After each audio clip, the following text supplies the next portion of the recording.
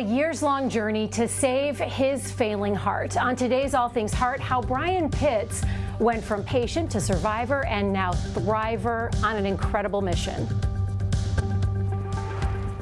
From the University of Kansas Health System. I am amazed. The team here is great. I came on a Tuesday, and then by Saturday I had a heart in me. I have never seen a group of people work together so good as this team of heart specialists. I mean, it's just unreal.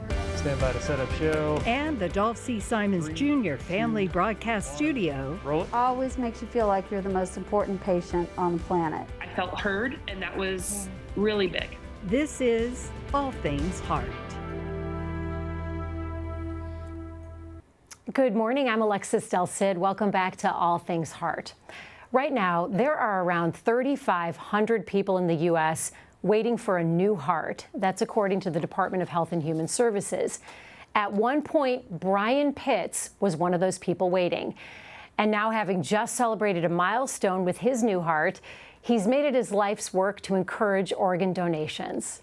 All eyes are supposed to be on the bride during a wedding, but the attention quickly turned to one guest, Brian Pitts, when he suffered a heart attack. Lucky for him, the bride happened to be a registered nurse who performed CPR until paramedics arrived. And I woke up the next day not knowing anything that had happened, and they said, "You've got hypertrophic cardiomyopathy." It was something I was born with. It's a congenital defect. That was 2007. Doctors implanted a pacemaker defibrillator, and for years he met with his University of Kansas Health System cardiologist, Dr. Lauren Berenbaum.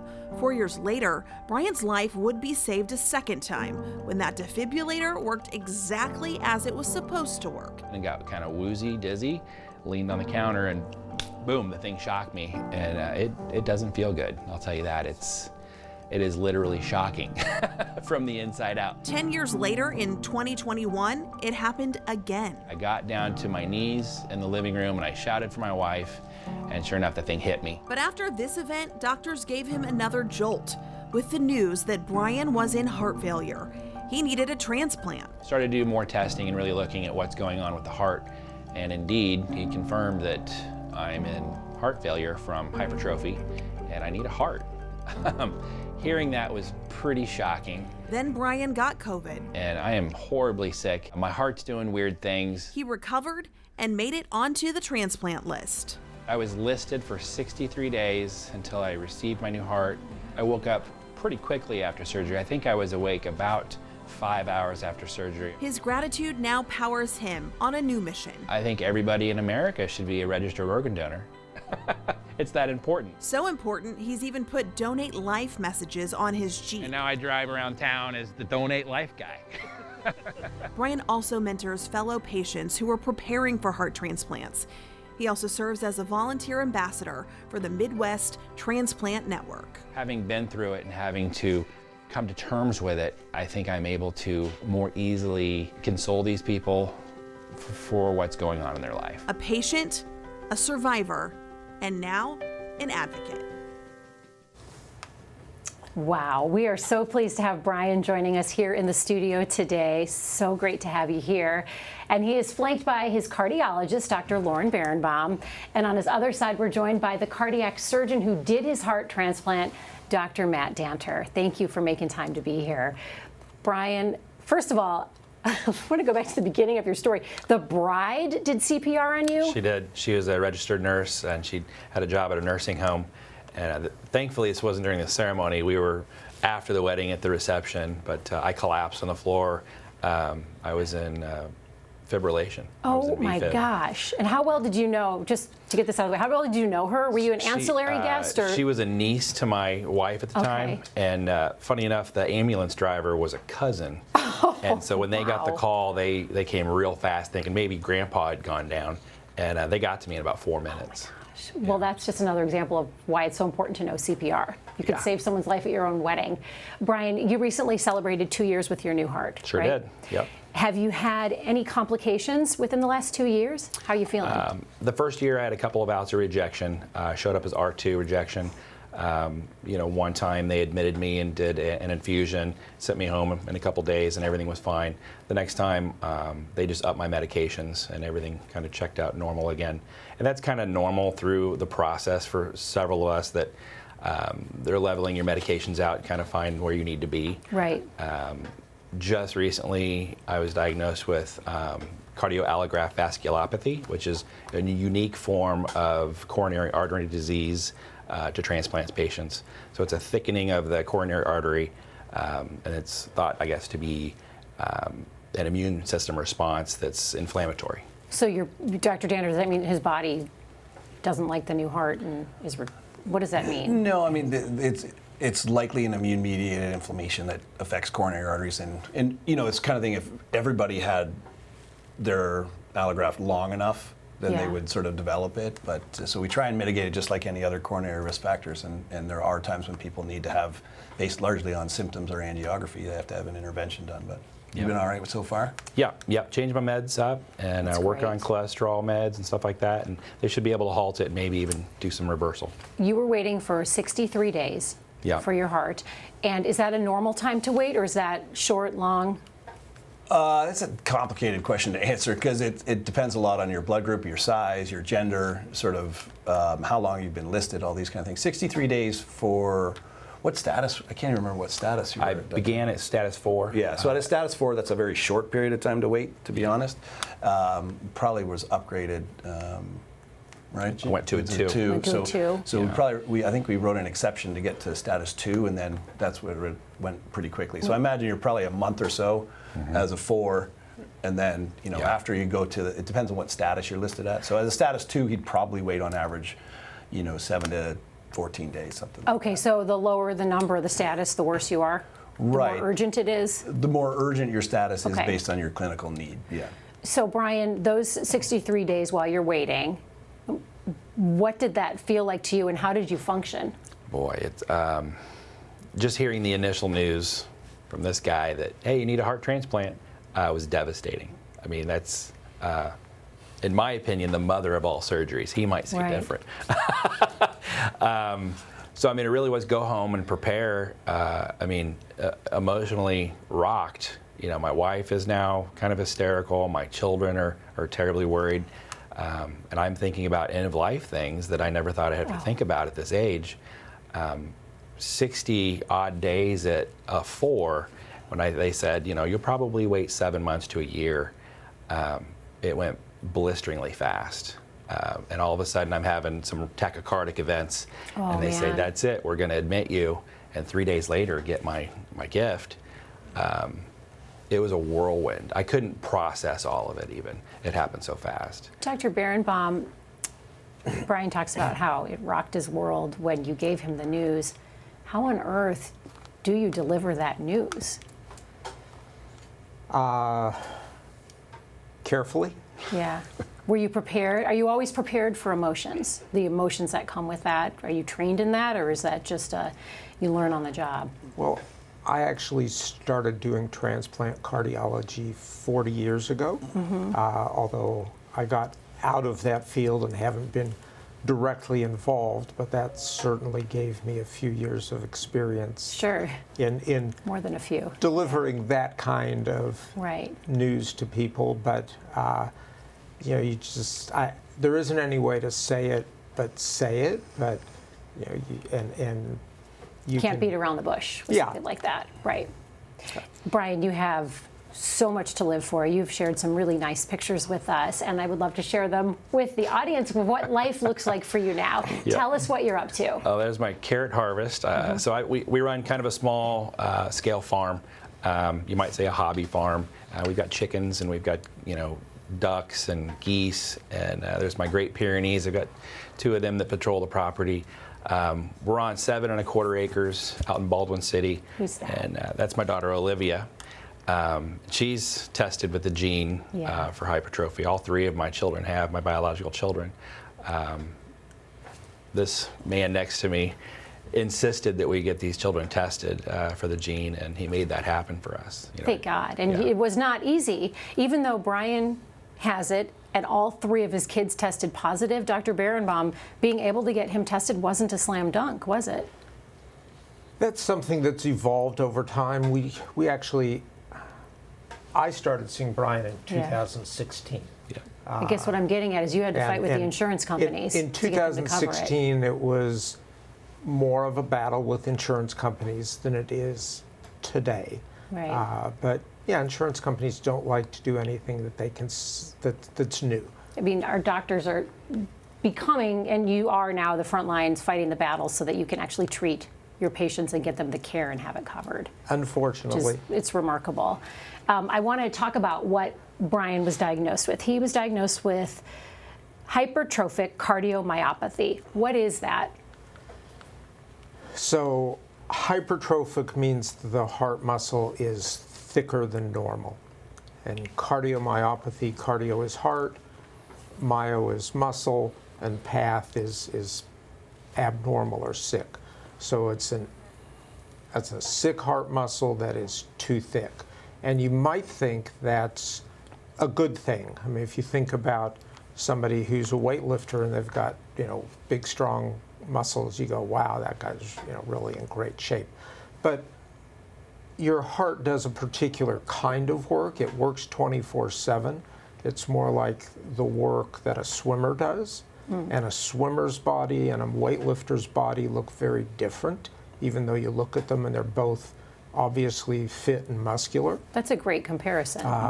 And so thick hearts have problems, or can have problems. Brian, you had this your whole life, but you didn't know until everything started to go south. What kinds of symptoms can people watching look out for to know if they have this hypertrophic cardiomyopathy?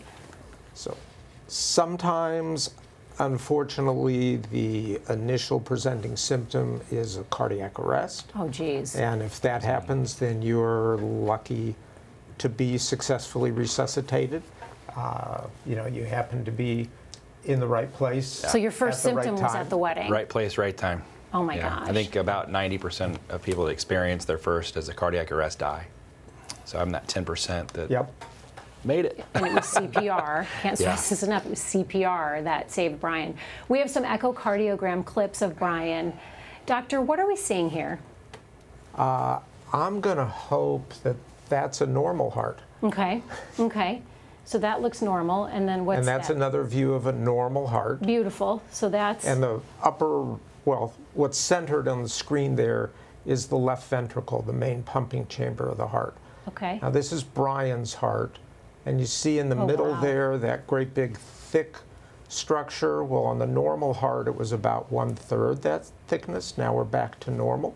Oh, you can completely see the difference when you show a thick that heart. wall is really thick. And now this one's normal again. So to the untrained eye, it looks gray and black, but when you describe it now, I can see exactly what you're talking about. How often does this disease end up requiring a heart transplant? We have a center of excellence here in hypertrophic cardiomyopathy with 700 plus patients. And we send 1 or 2 per year for a heart transplant, typically. There may be a year with none, but it's usually 1 or 2. When it comes to actually getting that heart, Dr. Danter, can you talk about the journey to actually get the heart, where it came from, or how you find out about, we've got a heart for Brian? Yeah, I mean, I don't remember off the top of my head where it came from, but it's usually a process. We get a call that has a suitable organ, potentially, and we review all the images and the information from the donor, and it's already been matched, to his blood type and these kind of things. And then, I kind of tell people that if, you have to be patient, because I could tell you when the heart transplant's going to go, and the only thing you could be certain of is that's not when the heart transplant will be going. So the reality is that it's kind of a lot of moving parts and a lot of sort of timing that occurs.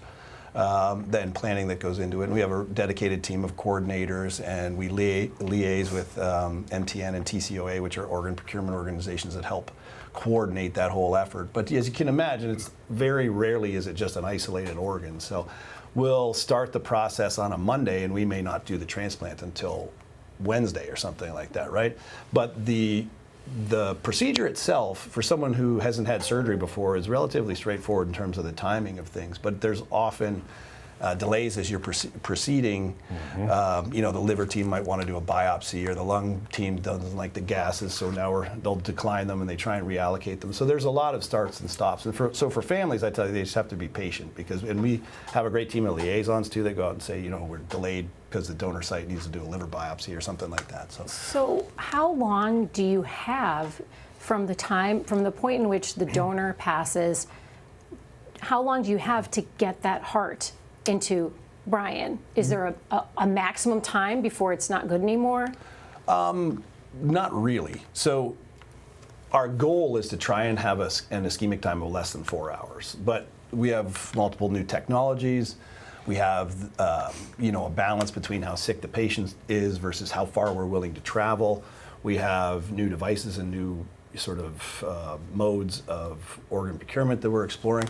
And I'm Canadian, so we used to have, Canada's a much geographically bigger country with the population spread way out, so we would have flights of 3.5, 4 hours in and of themselves. So you get kind of comfortable with broadening the ischemic time that you can tolerate.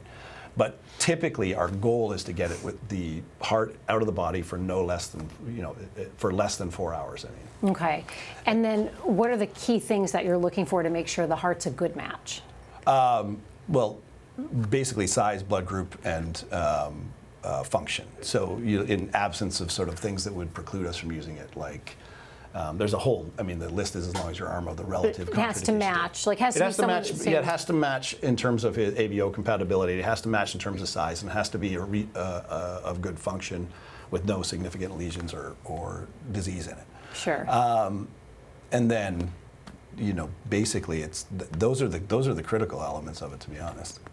In 2018, there was a change in transplant allocation, heart transplant allocation. What was the change? Well, the change was done to prioritize people who are sicker. And what happened essentially is we used to have a system where you were status 1, 2, and 3. And there was 2A and 2B, and you were status 2A, which is relatively high on the list based on whether or not you had mechanical circulatory support or LVAD in place.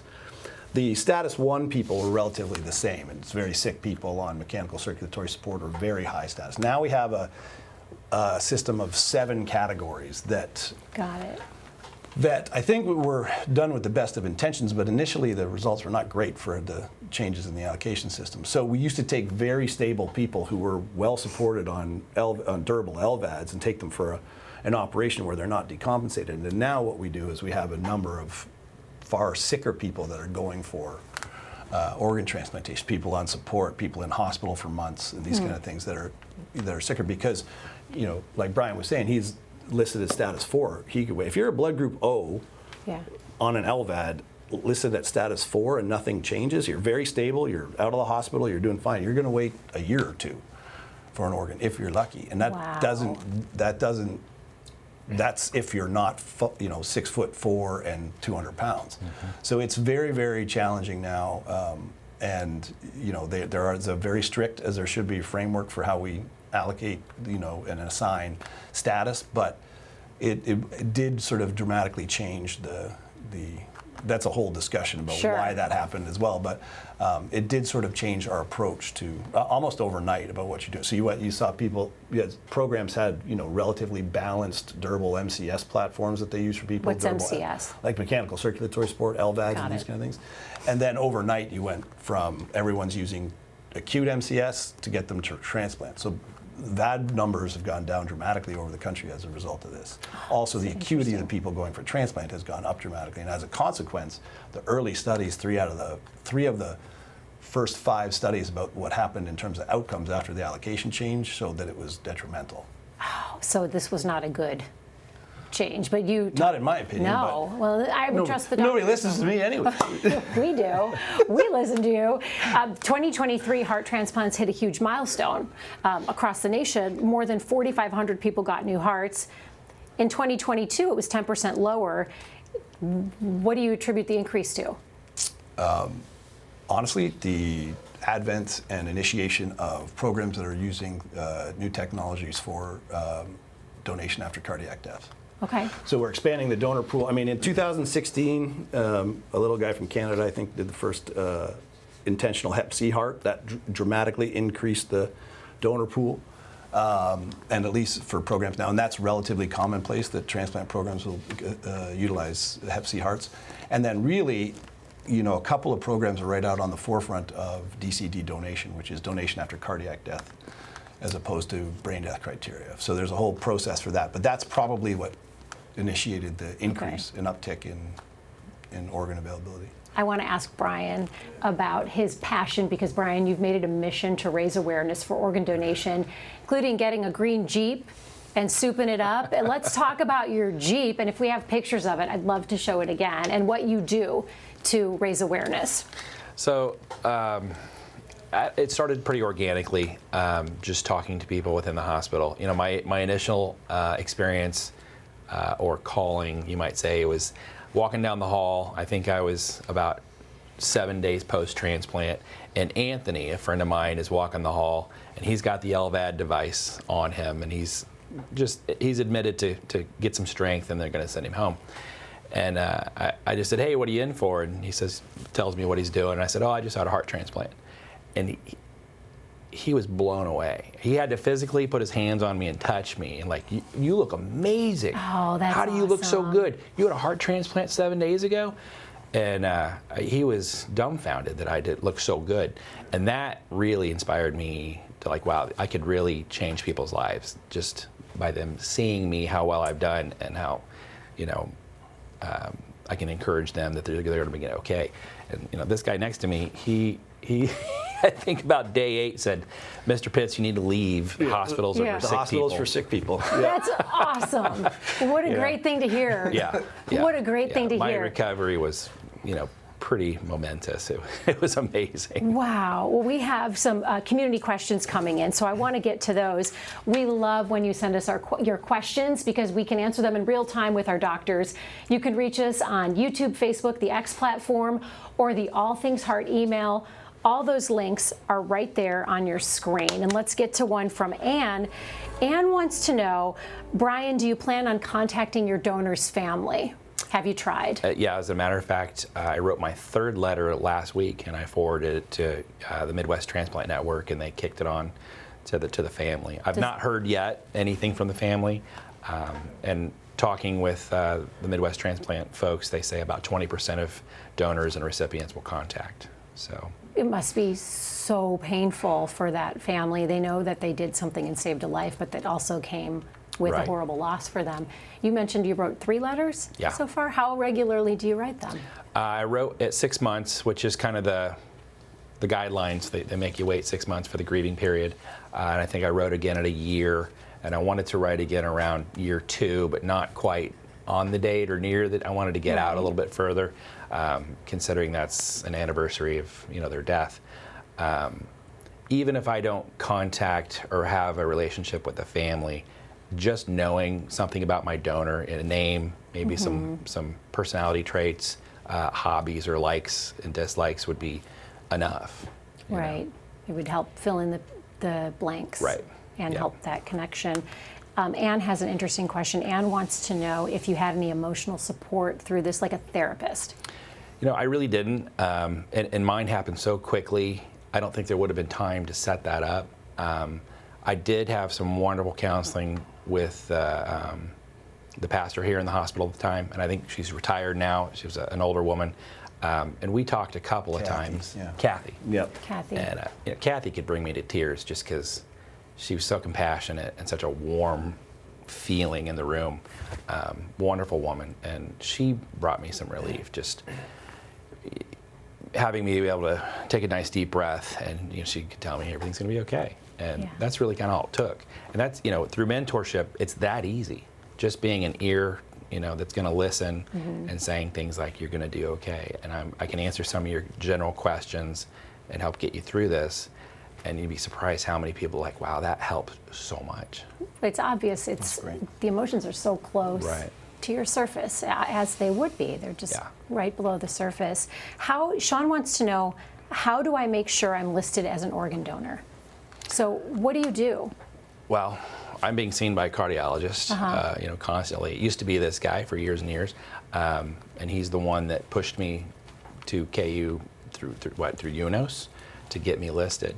It's a process. How do you become a donor? Oh, how do you become a donor? Sean wants to know, how do you make sure people know? I know in the back of your driver's license you can check something. Is there any other way? Yep, you can go to your state's registry and actually fill out to be an organ donor, and that's really the best way to do it. Okay. That way there is no question. They'll see the thing on your license, but with the registry they can check the computer and there's no refuting it, there's no question. Your family really can't contest it, and it's going to happen. Those are your wishes. Jeremy has a question. Jeremy wants to know, could you tell us more about the ability to use Hep C hearts now? You mentioned that lets you have a bigger donor pool. Mm-hmm. It's not now. It's about 8 years ago now. 8 years ago. So, okay. There was the advent of the medications that are almost exclusively curative of hepatitis C. So, basically, with the advent of those medications, you could essentially cure hepatitis C, and then so we expanded when I was at Vanderbilt to explore that as a way of obtaining sort of a greater access to an organ pool, because historically those would have been excluded as donors necessarily. Except for they've been doing it for liver for liver. So you figured out a way. They're not you personally, but they figured out a way to expand the donor. How much, Jeremy? I just sew in a circle. What's that? I just sew in a circle.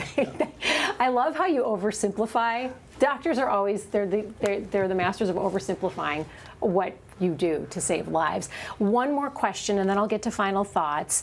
Nancy wants to know, how do you treat the children for hypertrophic cardiomyopathy? You mentioned you have 3 kids that tested positive. What do you do when you see those kids? How do you monitor them and test them? So when I see somebody with hypertrophic cardiomyopathy, I always try and get genetic testing completed. Mm-hmm. And that testing is positive in about 2/3 of patients. And hypertrophic cardiomyopathy is a genetic disease. We just don't have all the genes that cause it. So if we test somebody and they're gene negative, that doesn't mean we have the wrong diagnosis. We have the right diagnosis. It changes the way we manage kids and other family members. Are there things you can do to make sure or greatly lessen the odds of the children one day needing heart transplants? There are a variety of studies that have gone on to try and figure out, because not everybody with the gene will manifest hypertrophic cardiomyopathy. Okay. They may have the gene. We don't understand what would trigger it in one individual and not in the next. And there have been studies to try and find drugs that would limit that triggering, and not so successful. There's a new class of drugs out now that I'm sure those studies will be forthcoming in those types of patients. But the chance of any one kid having the gene is 1 out of 2. Oh, okay. So when you have 3 kids, the chances of all 3 of them being gene positive is 1 out of 8. So we won the lottery. Yeah. All 3 of them. Yeah. But basically that means that starting from age 12 to 15, every couple of years for a decade, they should have an echocardiogram and an electrocardiogram and see somebody who has expertise about HCM. And then when they get to be about 25-ish, that screening interval typically goes to 5 years. But then at any point, if you develop symptoms, get seen. And symptoms include things like shortness of breath, chest pain, passing out. But sure. and then, that's when cardiac they need arrest. the last symptom you ever Yeah. want, the cardiac arrest. For final thoughts, this conversation has been wonderful. Brian, what do you want our viewers to know? It's important to be an organ donor. I mean, that's the first thing you can do. As simple as going and donating blood, there's always a need for that. But register, get on the list. It takes about 2 minutes to do it on the computer. And then you're part of the pool that can help. Because of that, you have someone's heart beating inside you, and you can be a dad. Random stranger to your saved my 3 life. kids. Wow. Yep. Dr. Berenbaum, what would you like our viewers to know? I think patients need to be vigilant. Well, not all of us need to be vigilant, because including those who aren't patients because they think they're well. But if you have symptoms, go see a doctor, try and figure out what it is. If you're not getting better, if what you're told doesn't make sense, look for somebody else and get another opinion.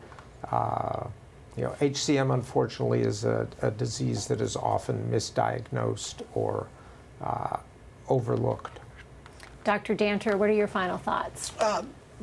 My final thoughts are similar to Dr. Berenbaum's. I mean, it's important to be diligent, and it's also important to recognize that there are options out there. I think a lot of times people think, oh, I'm just getting older, or I'm just doing this. And at no time is passing out normal if you're just getting older. That's not the same thing. Or if you used to be able to do something a year ago and now you can't do it. That there's something that's going on there. And so many times we have patients on who that's just what they did. They thought, I had a 30-year-old woman on who said, I thought it was old age. I thought, what does that mean? But it's wild. You rattled off a couple of very technical terms during this, like you're part of the team. Sure. And you are part of it. I'm now part of the team. Effort. But you have educated yourself, and with that education, you have the ability to advocate not just for yourself, but for others. And that's what you're doing, which is amazing. It surprises me that the people that I talk to. Just the other day, I'm on Facebook group, and guy's 10 years out, and he's got 7 stents, and he doesn't understand why. Why do I have these stents? What's going on with my heart? And I said, you need to read about cardiograph elevation. I can't say it now. CAV. CAV. Okay. And he didn't know what it was. And I said, my God, man, it's the number 2 killer of transplant people. Number 1 being skin cancer, because we're prone to cancers now that we're immune suppressed, and the medications make us sensitive to sunlight. CAV being number 2, and then infection being the 3rd. And so these are the things that patients should know when they leave. You're such a good ambassador. Right. You should know this stuff. And you can help take care of yourself better if you know these things. Brian, you are saving lives. With your work, you're saving lives as well. Right. And we love sharing the incredible work of our doctors here at the health system because they always save lives. We also love showing you what life looks like for them outside the hospital walls. Now for a secret look into the guardians of healthcare at the University of Kansas Health System. Let's go behind the mask. Okay, Dr. Berenbaum, you're first up. Tell us about your beautiful family. Royals game with my son and his 2 younger kids. So your 2 grandkids? And that's my wife with 2 more grandkids. Oh, how many grandkids do you have? 8. 8? Yep. You're fun, Grandpa. And who are those little ones? 2 those more? are the 2 youngest in Chicago. And do your grandkids think it's fascinating what you do? Sometimes. The ones that even know. I mean, guess what? The 2-year-old hasn't asked me a lot of questions about being a cardiologist. Do they like to play with your stethoscope? Do they like to try on your white coat? She hasn't seen my stethoscope. Right. Nobody's less impressed than our kids sometimes. You know what I mean? They're like, ain't that the truth? It's so true. They're like, they'd be impressed with a colleague. They'd meet one of your coworkers and say, you have the coolest job. Like we do the same thing. Right. Yeah. Well, next up, we have Dr. Danter, and we want to talk about your family, Dr. Danter. So never seen those people before in my life. That's my wife and my 3 girls. And that was, this is my wife and I in Rome. My wife just turned 50, even though she looks 28. I totally thought she was way younger than 50. I'm 50. Yeah, that's us in the academy, and that's Statue of David behind us. We went to Italy And, beautiful. Yeah. So that was her 50th birthday present? Yeah, we ended up doing it, it took 2 years or a year to get it done. But that's us and our best friends at a winery in Chianti. Oh, amazing. You want to go back to Italy? Yeah. I mean, you need to celebrate 51. Well, I'll turn 50 one of these days and see if we can get some, Whenever that happens, way in the future. Yeah. Thank you so much for being with us today, doctors. Thank you. Brian, thank you for everything you do. And to our viewers, we really appreciate your questions and you being part of the conversation. Coming up next week on All Things Heart, nearly 39 million Americans are living with diabetes. We explore the link between diabetes and heart failure and how this woman's experience with diabetes shaped her medical career. That's next week at 8 a.m. Coming up tomorrow on the Morning Medical Update. Shoulder pain interrupts your work, play, even your sleep. Why suffer with arthritis when surgery can bring relief? I'm Jessica Lovell on the next Morning Medical Update. See one of the newest methods that restores cartilage and eliminates pain, and how quickly one patient returned to a pain-free life. Friday at 8.